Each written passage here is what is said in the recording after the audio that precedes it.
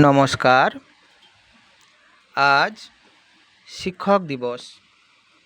সর্বপল্লী রাধাকৃষ্ণনের জন্মদিন।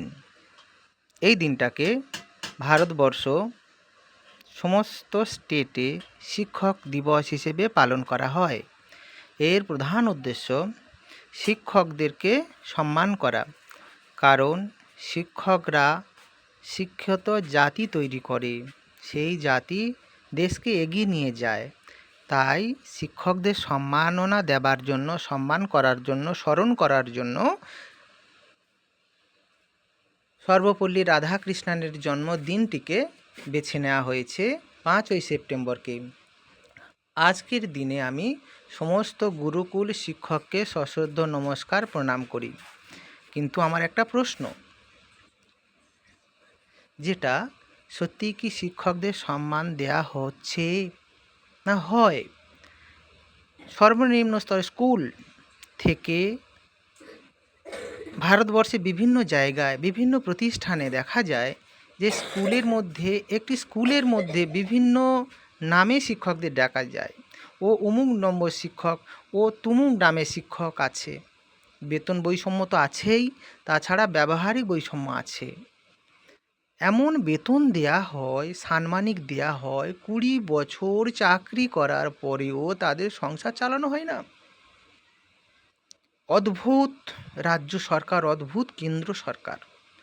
High court, supreme court পরিষ্কার সুস্পষ্ট নির্দেশ দিচ্ছে যে রাষ্ট্র এদেরকে শোষণ করছে। সুপ্রিম কোর্ট বলছে ভারতবর্ষে শিক্ষককে সম্মান করা হয় না, ওদেরকে অধিকারের কথা রায় দিচ্ছে, কিন্তু সেই রায় শাসন বিভাগ, প্রশাসনিক বিভাগ কার্যকরী করছে না। কি অদ্ভুত প্রশাসনিক বিভাগ, কি অদ্ভুত বিচার বিভাগ! হে গুরুকুল শিক্ষক মণ্ডলী, আপনারা আপনাদের মধ্যে হয়তো বা কেউ কেউ দিল্লিতে রাষ্ট্রপতির কাছ থেকে জাতীয় শিক্ষকের মর্যাদা পুরস্কার নেবেন হাসি মুখে, অথচ আপনার স্কুলে ওই সম্প্রদায়ের বিভিন্ন এক বা একাধিক বা ততোধিক শিক্ষক আছে, তাদের দায়িত্ব কর্তব্য এক বলে দেয়া হয়, অর্ডারে এক থাকে, অথচ দায়িত্ব কর্তব্য আলাদা রকমভাবে পালন করানো হয়। তাদের কি করা উচিত আর তারা কি করছে এটা বোঝা যায়। সত্যি কি আপনাদের সম্মান করা হয় না আপনারা গৌরবান্বিত হন? আমার প্রশ্ন, আপনারা তা শিক্ষিত সমাজ, এই প্রশ্ন কি উঠতে পারে না?